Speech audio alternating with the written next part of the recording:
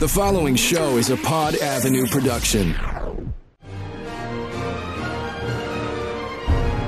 You are cordially invited to have dinner with the King. Pull up a chair and join WWE Hall of Famer Jerry the King Lawler and Glenn Moore. Enjoy.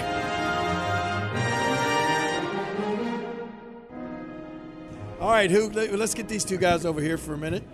They have on one of them has on an FDM shirt that looks like the NWO. No. What does FDM stand for, do you think? We know what we can't say. There's kids You know here. what? Honestly, I didn't know until he told me. There's kids here. It says forget Dave Meltzer. There we Forget go. Dave Meltzer. That's a better And yours is the American Nightmare Cody Rhodes, Cody right? Rhodes, who was a guest on the show. Yes, we did have Cody on. Yeah. Hold the microphone between you guys. Yeah. Tell us who you are. I'm Cody Wright. Cody Wright. Matthew Wilson. Matthew Wilson. And you guys live where? I'm from Cordova. I'm Hernando, Mississippi. Hernando, Mississippi. So we have a Tennessean and a Mississippian. Here we go. And you guys obviously wrestling fans. I mean, you guys. Yeah. And obviously Cody Rhodes, is he your number one guy right now? Yeah. Oh yeah. Were you upset to see Cody leave the WWE? But he's done really well on his own. I was glad he left. I knew he would get to show himself. I was glad he left. Well, all right. Now you say that you didn't think he was going to get to show, all his wares there in the WWE. But by the same token, that's pretty much the national stage. Yeah. I mean, even though Cody has gone out and is he the Ring of Honor's champion or whatever? Yeah, Ring of Honor champion. But still, they don't have the broad appeal, and they don't have the exposure. I mean, even a fraction, even a minuscule of what WWE has.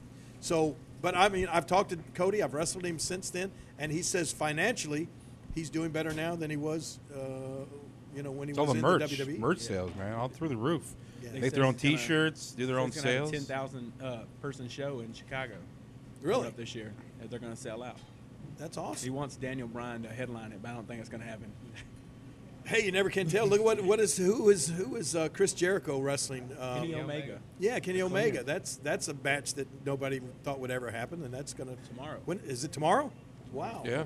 Well, In Japan. Yeah. Tomorrow over here is the 4th over there. So.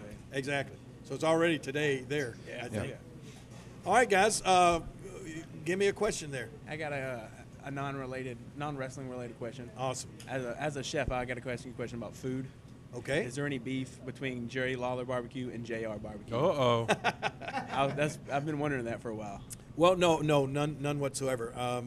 And matter of fact, I talked with JR, before I got involved with this, and JR, of course, a lot of people know that he does JR's Barbecue, but JR also had not one but two barbecue restaurants in Oklahoma, and now he has none. Now he's just in the barbecue business or barbecue sauce business, and rubs and that sort of thing, and basically, I think what happens is people don't realize how difficult the restaurant business is. You're actually a master chef, right? Executive chef. Executive chef. Okay, I'll be and master soon. you were involved in opening the restaurant over that's at the casino in West Memphis. Sammy Hagar's. Sammy Hagar's restaurant. So you know how tough the restaurant business is. I mean, it's tough. And JR had a couple of unfortunate things that happened, just totally out of his control. I mean, he had a great location in Norman, Oklahoma, and then all of a sudden they decided to do something different with the interstate, and they closed his exit, where his restaurant exit was right off, and they closed it to create another one, and it was shut down for over 6 months, and the business just went away, and he had no control over it. So, he wound up just staying in the sauce business and everything, and not in the restaurant. And he told me there's just, he was just warned me beforehand of all the pitfalls and all the things that could go wrong in a restaurant. And I told him at the time, hey, this is basically my name is on the place, and we're going to try to use the license and franchise the name and get other people to actually run the restaurants. And he said that, that's definitely the way to go. So that's what we've done here. And there's been no problem. We don't market our sauces. We are in the process. There may be some future heat there, but we are in the process of starting to market the sauces and the rubs that we do here, just like JR does. King, good sauce. Yeah. Sauce. It is good sauce. Yeah. Good sauce. And you gave me an idea for our maple syrup that we use with our marshmallow cream sauce. Marshmallow. Don't tell everybody the Yeah. secret. Don't give them the secret recipe that we're going to have soon. Soon. But anyway, yeah. But no, there's no heat. JR and our good buddies. We talk. Quite And he'll be on the podcast probably in a couple of weeks. Yeah, we're going to have JR on the podcast, and I did his and not too long ago, and then hopefully he and I are going to be back together on the 25th anniversary of Raw. Yeah, my son's excited about that. Yeah. Oh, cool, good deal. Yes, sir. Now you. So the wrestling question is, I've always wondered why the pile driver, and was that your first finisher? It was probably, I think it was my. No, I take it back. I mean, back in the day when I was really getting started, I think the first match that I won, and this was so simple. That I won just with a reverse elbow of a guy coming off the ropes. Boom, elbow, and then an elbow drop, and that was the finish of the match. And, when in the 70s when I started, things were so much simpler. I mean, it didn't take 15 moonsaults and all of these different things to finish off an opponent. I mean, some guys used to win matches with a body slam and that sort of thing. And the story, I think I told this not too long ago. We were at a show, and I was sitting back in the dressing room watching, and it was me, the Undertaker, and Kane sitting in 3 chairs just like this, and we're watching the matches that are going on out in the arena.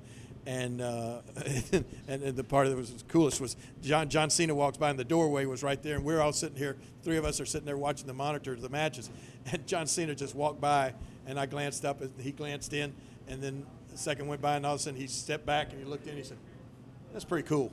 And just seeing the 3 of us sitting there. But anyway, what happened was, I don't know.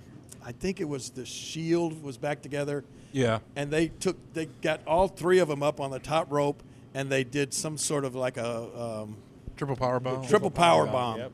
Yeah. And boom, and that's I think that's what they won the match with, the triple power bomb. And so they did the 1, 2, 3, and Undertaker just looked over at me and said, "King, remember when you could just beat somebody with a fist drop off the second rope?" And I said, "Yeah, those days are obviously long gone." So anyway, the pile driver, and I honestly can't remember how that started or why I started using that move, who I saw use it that I liked for some reason. But that was a simpler time. Now, pile driver would be, of course, it's like a banned move in the WWE, but heck, guys kick out of every kind of finishing hold there is in every match now. It takes a lot to beat somebody these days. All right. Anything else? You don't have you got a wrestling or non? I actually got a Batman question. I used to manage a comic book shop, and I knew you were a big comic book fan. Who is your favorite DC writer? That is a good question. Frank Miller's been my favorite. Who? For years. Frank Miller. Frank Miller. Okay, there you go. I'd have to go with Frank Miller as well. Yeah, he's awesome. And you got to understand, I was always more into the art end because I was an artist too. I was always more a fan of the different artists more so than the writers. But now my buddy Mike Kingston, who writes Headlock comics, he's gotten me concentrating on more about people that write stuff. And Mike Kingston does the Headlock comic that I do the covers for, and he's gotten several different wrestlers, Samoa Joe. God, now here I'll try to name him. I'll never be able to name him. But he's got a lot of different wrestlers writing comic book stories for the Headlock comic. Yeah, I saw some of your art at your bar and grill down in Bill Street. Oh yeah, my buddy Chris, the guitar player.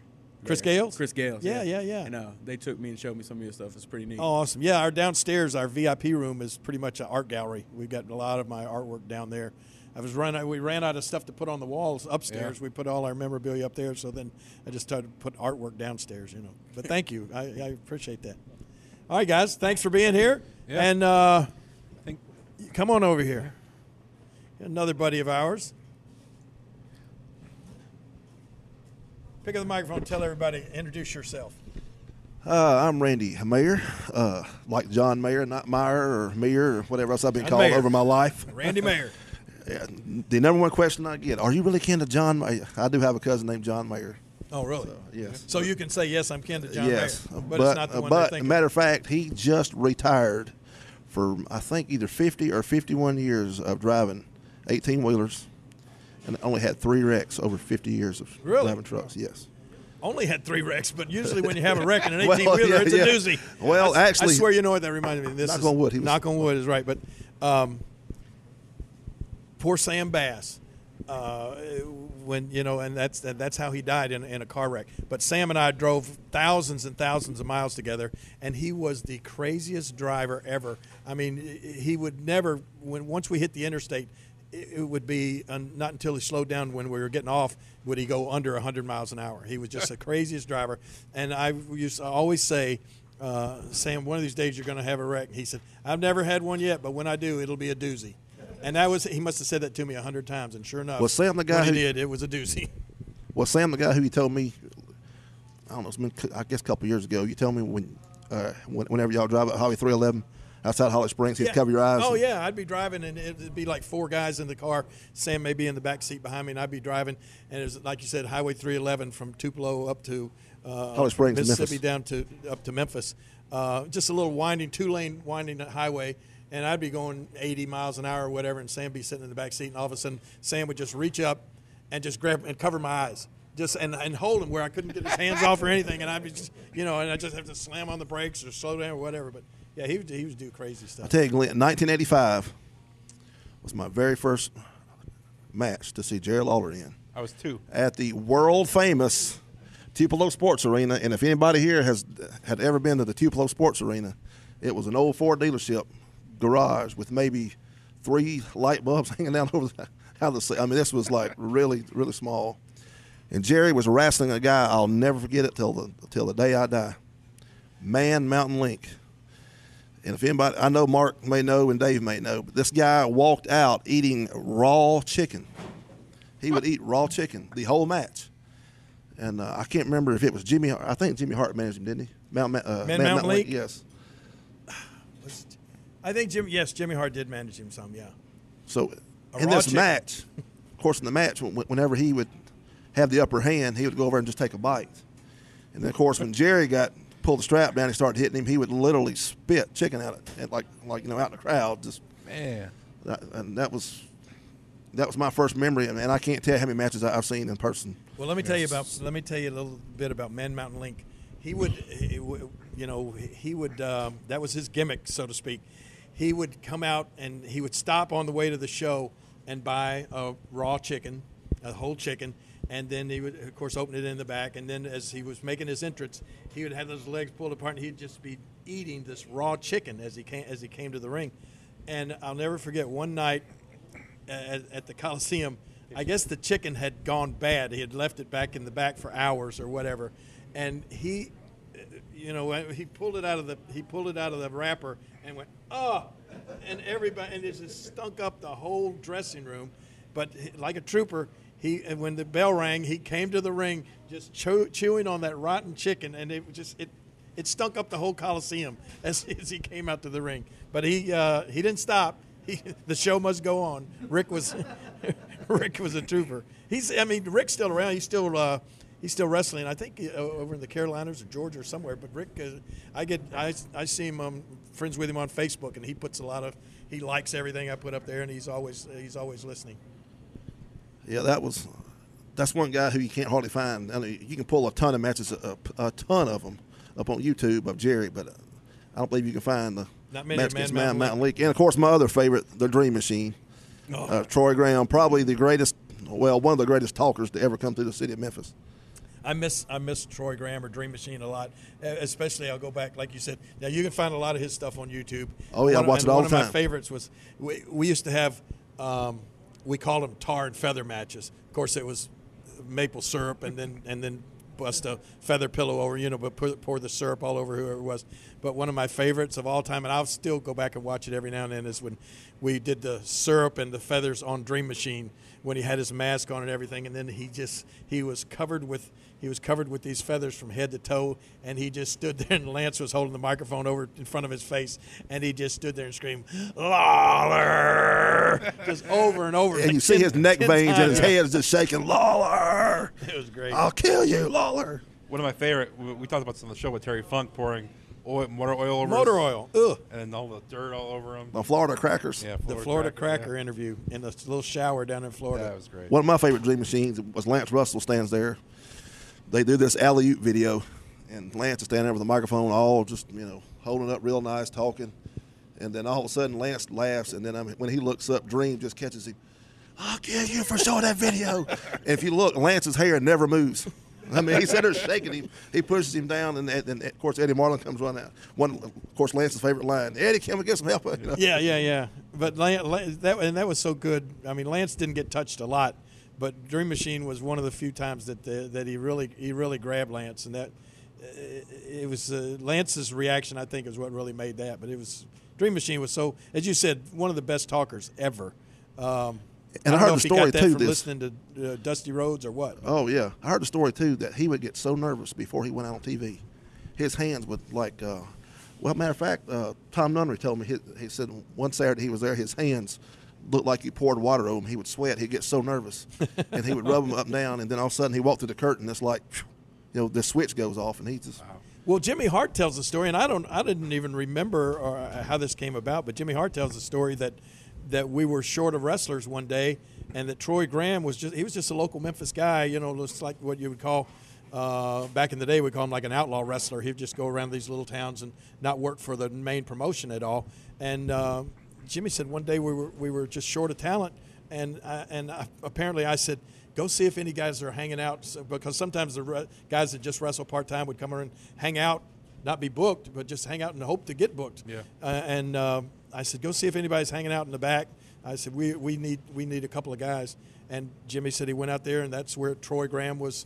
That's where he found Troy Graham, just standing out in the back, and we brought him in, used him on TV, and then a diamond in the rough. After that, he went big time. He was the first guy I wrestled when I came back from my broken leg. Yep. With Jimmy Hart was managing. That interview was on YouTube. Yeah, he was awesome. I really miss him. Now, what do you do? What are you doing now, Randy? Since October, let's see, I still work over at Kicks. Kicks 106. Yeah, been there since October of 1997. Big country music radio station here in Memphis. A gentleman now who passed away about a year or two ago, Mark Billingsley, helped me get a job there, and I've been there ever since. Just piddle-pat around over there. And they couldn't do without you. Well, you probably don't have an official. Some of them think that now. You probably don't have an official title at Kicks 106, but you're because I put on my Facebook, I'm a pioneer in promotions at Kicks. So that's about there you go. You're the go-to guy whenever we need anything. I'll go and get my questions out of the way. All right. My first one will be a non-wrestling question. Okay. Is it about Lauren? No. No. What would be the most probably expensive piece of art that you have drawn and sold? The most expensive piece of art that I've drawn and sold. You know what? I haven't sold a lot. We did an art show down in my brother's city that he used to live in Water Valley, Mississippi. They contacted two ladies, opened up an art gallery, and just in a little town. Water Valley is a little bitty town. Oh yeah, I know. And so they opened up an art gallery, and they contacted my brother and said, "We'd like to have Jerry do an art show here." So he asked me, and I wound up taking a bunch of pieces of art down there, and that was the first time I ever did a show and had art for sale, and wound up selling every piece of art that I put down there. And I thought, not only did I think nobody would even come, I never thought anybody in Water Valley, Mississippi would buy art, but sold every piece. And I had not big prices on anything. I didn't ever try to do that. But anyway, the whole art show sold about $6,000 worth of art in all at that show, and I wound up selling a lot of pieces that I wish I hadn't have sold. because I sold them too cheap and I'll never get them back again, the originals. So, but that I haven't really. I do a lot of commission work at Comic Cons now, where I'll just do like a little 8x10 drawing of Superman or Batman or Wonder Woman or something like that for people, and those are like. I usually knock those out for like $100, $150, something like that. But as far as like doing a big, real high dollar painting, I've never done that.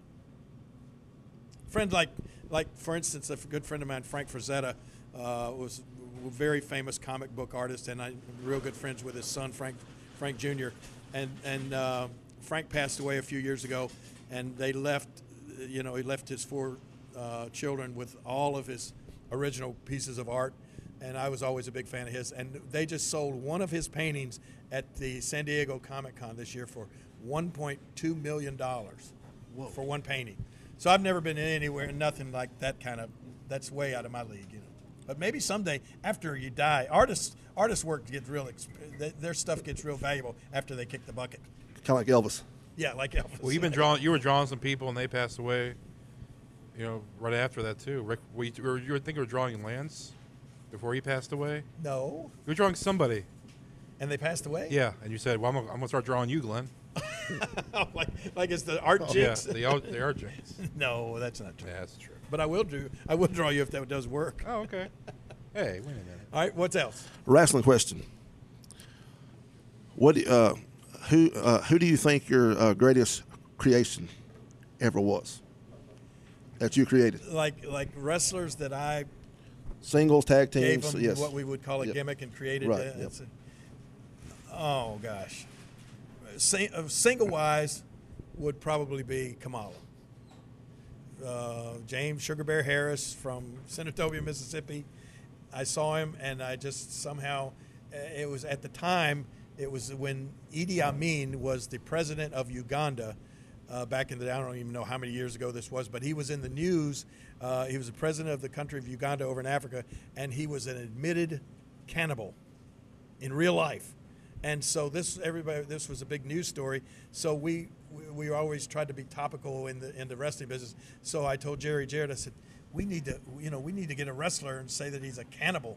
And so all of a sudden one night at the Coliseum, James Sugar Bear Harris walked up to me, tapped me on the back of the shoulder, and I turned around and looked at him, and he said, Jerry, my name's James Harris, and I'd like to wrestle for you.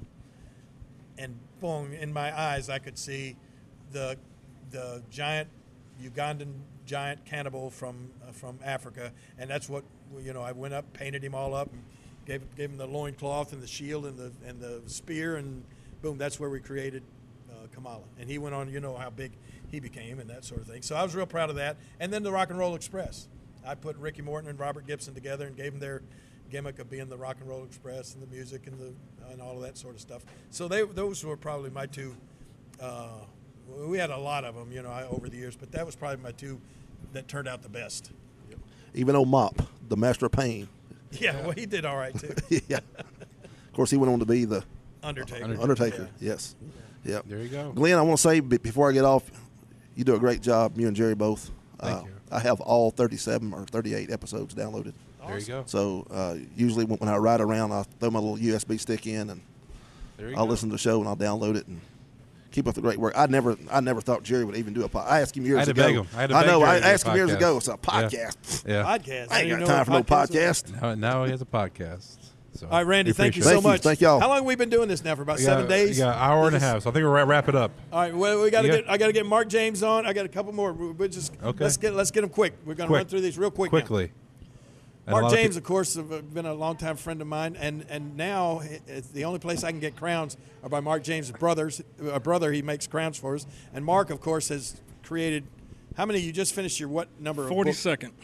Mark has written 42 wrestling-related books. Wow. I mean, just it's amazing. This guy turns out some great books. If you're a wrestling, you got to tell people on here how they get in touch with you. MarkJamesBooks.com.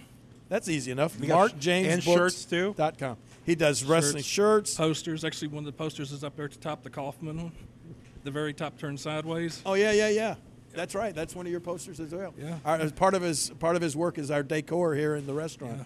But you've and one of my favorite shirts is my artwork of Tojo Yamamoto. Yep. You got the Tojo shirt out. Added on that, and it's just amazing. People love that shirt. You need to come out with. I saw one. Somebody made up a mock shirt, but they never actually. They told me they were going to have me one printed, but they never did. It said, "I'm a Sam Bass guy," and I thought that was really cool. And Maybe tomorrow morning it'll be done. it might be done by tomorrow morning. That's how. I'll quick, send you a link. That's how Mark does. That's very good. So what's up, Mark? How you been doing, man? Doing great. Great holidays, great New Year. A little cold, but other than that, it's good. How long you been doing Memphis wrestling? Man, I was a little kid in the 70s watching you and Sam Bass. Started doing the books about 10 years ago, and it's just kind of. And you've worked with other wrestlers on their book, like Jimmy Cornette, Jerry Jarrett, Bill Dundee. Yeah. I've done other areas like the Mid-Atlantic, Texas, Atlanta, Florida, the AWA. MarkJamesBook.com. Believe me, you got to check this guy's work out. It's amazing.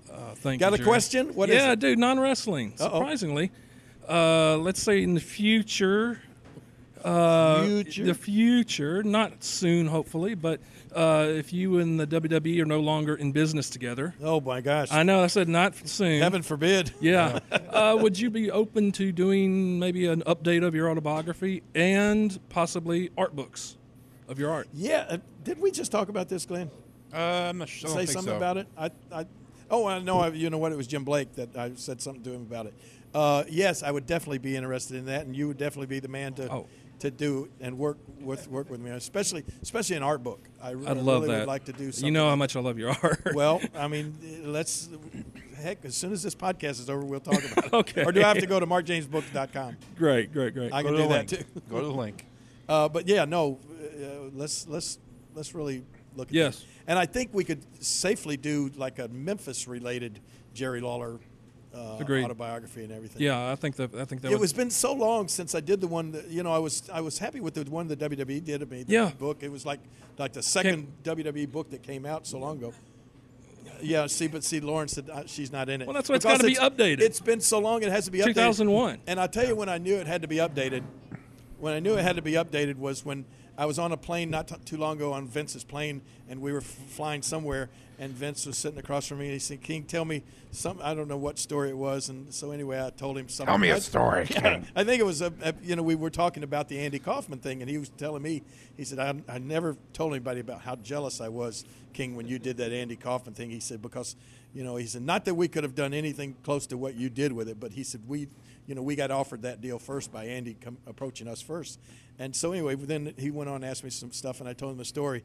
And then after I told him the story, he just got a big smile. He said, "Damn, King, you need to write a book." And I said, "Vince, I did. That was like the second book that WWE put out." And he went, "Oh, okay. Well, you need to write another book." So you're right. We do need to update it. Yeah, I think the fans would love that. Well, we'll work on that. You and I. Wrestling-related question. Okay. Two of the guys I think of you wrestling for the world title was Bockwinkel and Briscoe. Jack Briscoe. Who would you – because both guys, your matches with them were just amazing. Which one was more fun? I know you had obviously more matches with Nick for the belt, but – Yeah, and Nick – and, no slight to Jack Briscoe at all, because he was really, really good. But Nick, to me, was the best, and he was the most fun. Jack was like really a serious, great wrestler, amateur wrestling background, and all that sort of stuff, and probably the showmanship part of it took a back seat to Jack's wrestling ability, and as far as when you work with Nick, his showmanship abilities was right up front, but he still also had the great wrestling ability too. I really did enjoy working with Nick Moore, just simply because of that aspect. And it showed. I think the fans, Yeah. Oh my gosh, he was just. As a fan, watched all the years. To us, always it seemed like Nick was our world champ before you got the belt. Yeah. Not Ric Flair, not Harley Race, not Terry Funk, Jack Briscoe. And then first we did business with the NWA, Sure. and I had matches with Jack Briscoe. Who else? Harley Race, Terry Funk, Harley. What about Dory? I know I had matches with Dory, but not when he was a champion, right? It was doing the gimmick like with Jerry Briscoe. He was keeping He was you away. He was a policeman for his brother, champion. Yeah. And you had tons of matches with Dory that way. I'll never forget the one interview. I'd wrestled Dory the week before I was going to get to wrestle Terry, and Dory was supposed to come into Memphis and get rid of me so that I wouldn't be a threat to his brother's championship. And then of course I won the match against Dory, and I'll never forget Terry sent an interview in saying, "When I saw my brother getting off that plane, Lawler, and he had tears in his eyes, I knew you in Memphis had screwed my brother." And so it was just a great interview. That led up to the he always claimed that Memphis was so on my side that people, when he got picked up in a taxi from the airport, that started going wrong for him here in Memphis, and so that led to the empty arena match. Yeah, classic. But yeah, that was always cool. I loved all of those NWA champions, but Nick Bockwinkel to me was just what I envisioned. Well, but Flair Flair was that kind of champion too, I think, as Nick Bockwinkel was. Sure. With the showmanship and all of that sort of stuff, and then the great wrestling ability and the great talking and interviews and that sort of stuff. Yeah, we here in Memphis thought Nick was the real deal. Thanks. All right. Thanks, Mark. Thank you, Mark. Who has not talked yet? I think final question. Huh? Caroline? A couple more? We got a He's couple been more. waiting patiently. Let's get him. And then we'll go on the back here. Okay. You first. Okay. Then you. All right, man. Pick up that We're mic. going to do one question. One question each. What's your name? Up to JP. 2 hours. What? JP. JP. We've met before. JP, okay, Of course. Yes. Me and Glenn, I kind of had to, first of all, I talked to Glenn for just a second. I kind of give Glenn a hard time on Twitter. And JP Diamond. Are you the one that keeps track of JP how many Rockin'. times? Yes, I come up Okay. with the drinking game of Yeah. every time that Glenn blows that he is Well, sometimes not he in does, Memphis. though. Every Sometimes he time that does. Glenn does what? Blows that he's not in Cleveland.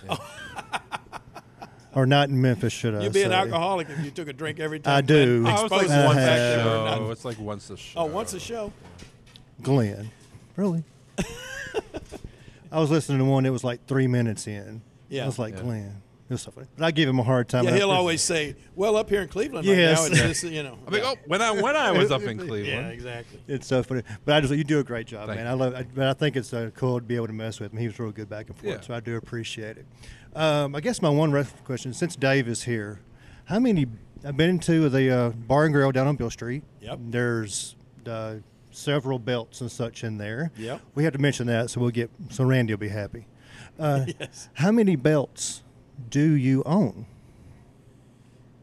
Dave would probably know better than I do. He's counting on his I know there's fingers at over least there. I hope you can. I think there's at least 4 can in you the get it Bar done and with Grill. one hand? There's at least 4 downtown. Oh, take your shoes off and then There's at least 4 downtown that I know that I saw down there. Yeah, the Southern Heavyweight Championship, Yeah. Southern AWA World Class and Unified, and we're going to add an AWA World Tag Team belt. Yeah, Bill Dundee and I had the AWA World Tag. I know you Team got belts. one you put on your show as well that you carry with you, which is on That's the TV yeah, show. that's the AWA World Championship. Isn't there's 2? Is there 2 AWAs in your restaurant? I think so. Yeah, I think there's one because one is like one somebody Yeah. gifted to you. Yes, It's got like exactly. a- The yeah. Carville, James Carville. Yeah. gifted one I just really worried nice- about that because I saw that. I was like, man, how many of these does he have? Right. Well, a lot of those are replicas that Dave made. Yeah, and I want the AWA one. I just got to figure out how I'm going to get it. So we'll Yeah, talk later. It is awesome. It is. really is. And one other thing, just out of all we've talked about your Batmobile and your Hulk. What is your favorite piece of all your collectibles that you've come across over the years? Oh gosh, well, without a doubt, the Batmobile. It's hard to top a Batmobile. You know, I Yes, still indeed. walk through the door every single day and see the Batmobile sitting there, and I go, I got a Batmobile. How did that happen? You know, but it is really cool. But then the place. My son Kevin has been responsible for getting me a lot of stuff. Just the thing we added most recently is, of course, we have a 10-foot tall Incredible Hulk to go along with our life-size Superman, Batman, Deadpool, and all of these other statues and stuff. But we just added a Hulk pinball machine. Oh, wow. From the early '60s. Yeah, which I come home last night from Nashville. I come home and I hear the pinball machine. So him and Glenn were having a pinball Battle. match. We're battling last all night. day. Yeah. Battle. But anyway, yeah, the old the Hulk pinball machine is really cool. We have a lot of fun with that. But The Batmobile has to be my favorite piece go. of memorabilia. There you go. And one other thing, I just have to say, since we've been here, we kind of talked about this. So, Glenn paid $20 to get down here from Cleveland. Yeah. He got a Megabus. free bottle of champagne from you. He's going to the Grizzlies game. He's going to the Hustle game, and he's going to Raw. All on my dime. Sounds like it's good to be Glenn. Who paid for? Sometimes. Do you hear that? It's good to be Glenn. He paid for the meal when I first got here, though. What meal? During the Browns game, Wingstop. Oh my gosh, we ordered some wings from Wingstop, and he walked in and he paid what, it was $19. It was 40. Was it? Yeah. But didn't It he was eat just 19 as soon as he bucks walked each. in here? Oh yes, he He did. did, he On did. free- So You didn't even eat any of it either. At least I eat mine. And then he's going to pay $20 to get home. So it sounds like he's coming out pretty good on this deal. Yeah, it's good to be Glenn on this trip. Right. Hey, thank you, JP. Thank you, Jerry. Appreciate Jerry, it. I appreciate it. Thank man. you. Thank you, Glenn. Okay, real Appreciate it. quick, come on over here. This is this podcast is going to be longer than Gone with the Wind. We still have our longest one was what, 2.5 hours? I think. Oh, Yeah. gosh. 2.5 hours. And the best of show was like 2.5 too. Really? But we did. That was just. Okay, here we go. My Your name name's is? my name's Brian Blurton. I live in Bartlett. Okay, awesome. I had a question, and I didn't know you were going to have Dave Milliken here. 'Cause I actually admire Dave's work over there. But I wanted to ask you, since you've been around 40-plus years, right, with the wrestling business, and I know you've Man, seen you had to some, let the secret out of the bag. 47 now, I think it is. Probably. Wikipedia and everything. Yeah, I know.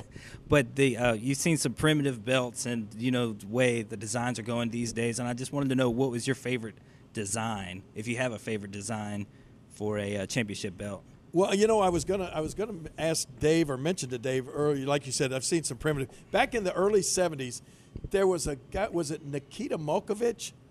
Nikita Molkovich was a guy that used to make championship belts, and they were almost all the same. Just I think they were metal cast in bronze. Yeah, but that was the first belts that I was got the privilege to be around. They were made by Nikita Molkovich, but they, like you said, very primitive. I think my favorite. I would have to say the AWA World Championship. Yeah, I'm sure it holds a special spot for you. Yeah, that holds a very, very special spot for me. But then the unified title, the unified championship belt was a good one too. Yeah. Okay. The USWA unified title, that was a big one too. But yeah, special place in my heart for the AWA championship. Yeah, I just started collecting the belts and replica belts, so Dave's name gets thrown around a lot in that community and the forums and stuff. Well, that can be an expensive hobby. It is is very you're gonna find expensive. out. But it's worthwhile. I mean, there's people love those things. Yeah, I mean, my significant other hates. Oh, really? Well, she hates the amount of money Really? I spend. Yes. Yeah. That's not good. So, but real quick, but you know what? They're almost, Dave. It's almost like an investment.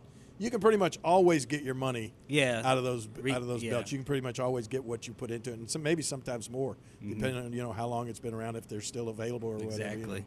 So it's not a bad deal. I wanted to ask you about is it Dynamite?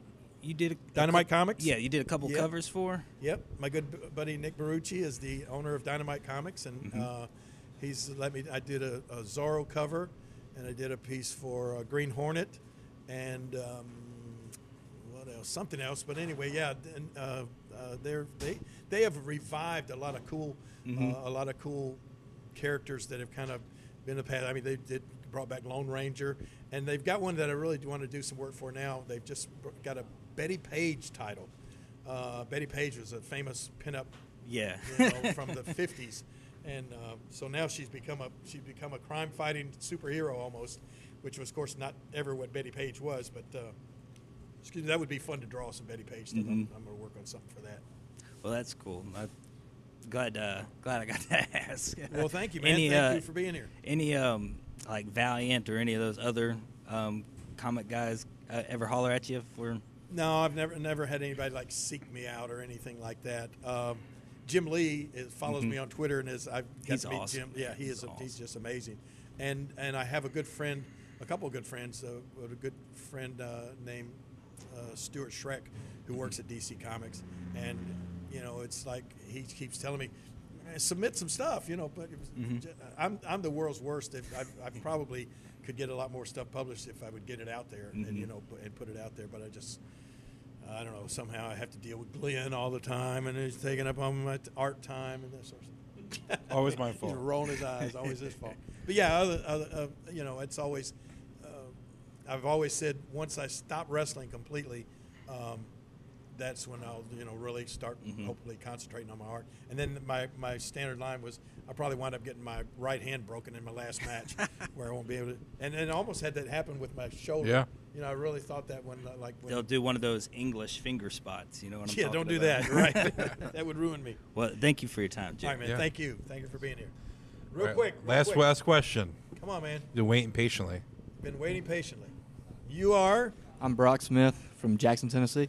Brock Smith has come all the way from Jackson, Tennessee. Jackson. All right. Brock. So, what current WWE superstar do you think would fit in the best in the territory days? Ooh. That's a good one. I see a lot of guys, and Randy Hales and I will talk about this a lot. I see a lot of guys now and just look and say, oh my gosh, I could have drawn $1 million working with those guys, back in the Memphis day. I mean, any of the big monster type guys, we always loved to have those type guys. But like a Braun Strowman, I mean, we could have done some big business with him. I don't know. There's a lot of them that I look at now, and I think, man, I would love to have been working with those guys back in the day. But I'll tell you one guy that I really am a fan of, and he does really well now, and would have been great back in the day too, is the Miz. I think Miz would fit in any time. He would have been good. Not because he's not a big giant guy, but he's got that personality, and he's just a real a good heat getter. He could get old school heat like we used to do back in the day, and real fun and good guy to work with. I think so. If I had to pick out somebody right today off the roster that I would like to go back in the 80s or whatever and work with, I would say the Miz. I agree with that. So non-wrestling question. We just got done with the holiday season. What was your favorite meal that you had? What was your favorite dish? My favorite meal that I had over the holidays. Look, I can't remember what I had for breakfast. What did we have? Lauren cooked a big Christmas dinner. That's true. Oh my gosh, yes. I always bake a turkey, so we had some turkey. But she did big pork loin this year, right? It was delicious. We had a lot of people over, my sons and Lauren's family, and we had all of those people over, and it was a hit. It was good. She slaved all day over that Christmas dinner. But that was probably my favorite. Alrighty. Thank you. Thank you. Thanks for being Thanks for here. coming on. Is that it? Did we get to everybody? Everybody got a chance to talk? Oh. Come on over here, y'all. Yeah. My favorite wrestling family, the Carpenters. All the way from Tupelo. Hold the microphone. You've talked on microphone before, haven't you, Caroline? Yes. Hold it up close. Yeah. There you go, right there. There you go. She's really not shy? No, How old are you, Caroline? Not really. 8 years old. Caroline Carpenter, 8 years old, and you've sat patiently. You've been very well behaved over there. These 2 hours, at least a couple hours, right? Has this been pretty boring? Not really. Not really? Well, what was your favorite question that's been asked so far today? Favorite thing we talked about? Probably about the raw chicken. Oh, Yeah, the raw chicken. Man Mountain Link eating raw chicken. Okay, that's good. That would appeal to a kid, I guess. So what would your question be? What's your favorite thing that you've talked about with Mr. Lance Russell? Oh, goodness.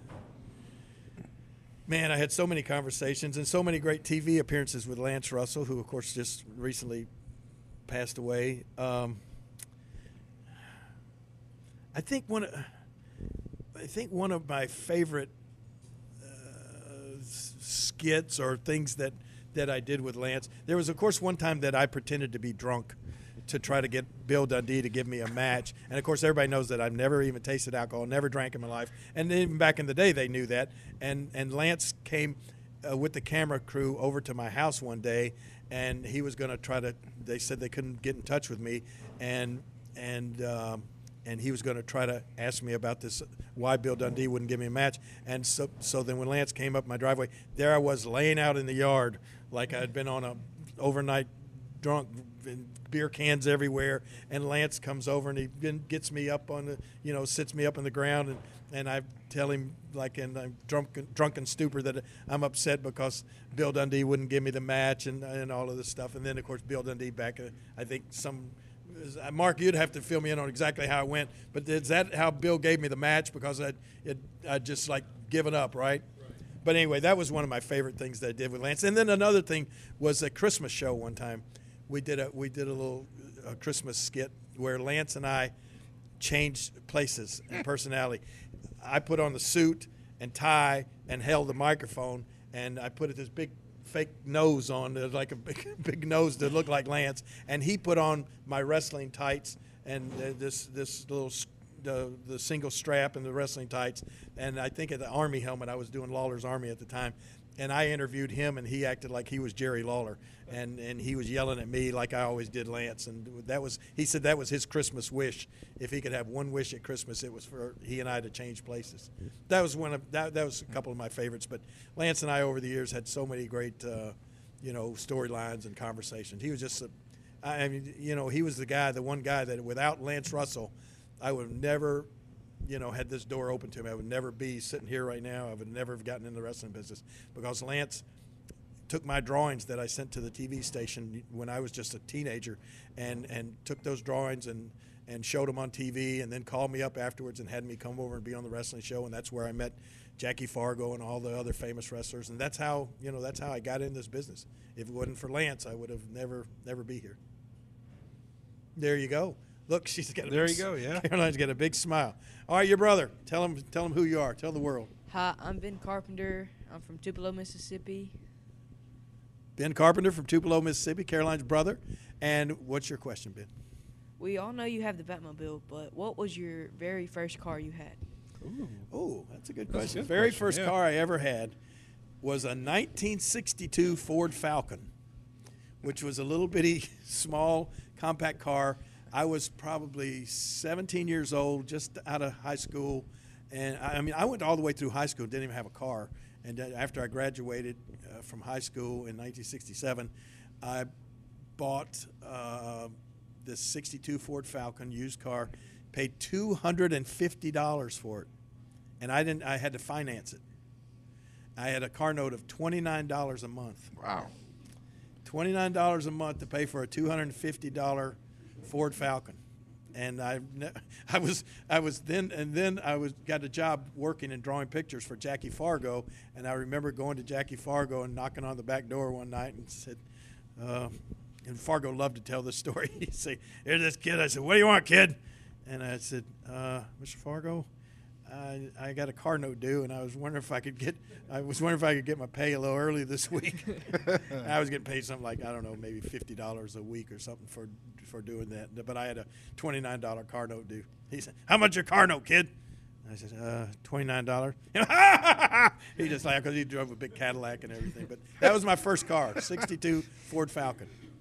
And somehow I wrecked the front end of it. And it was like there was a pothole in the middle of a road, and they put up one of those wooden barriers with an orange light on it. And I was just driving, I think, somewhere down the middle of the street and didn't ever see that thing. And I hit that thing head on it, so it jacked the grill up on the front of my car. I never had the money to fix it. But anyway, that was my first car, 62 Ford Falcon. Yes, you will get in a car. Yeah, you will. You will. That was a good question. Yeah, that was thank a good question, yeah. Guys, and thank you all for coming all the way from Tupelo, Mississippi, which is about 100 miles from here. Yeah. The whole family. Whole family's here. Okay. Guys, we've had a good time. Anybody else? Any more questions? Is that it? That's it.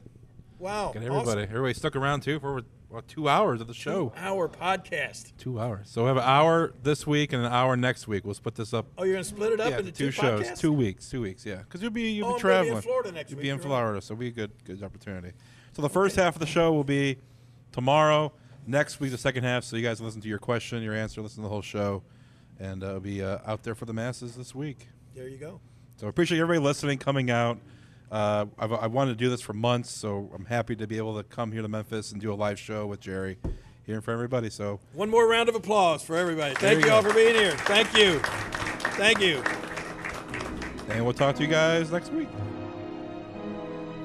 The preceding show is a Pod Avenue production.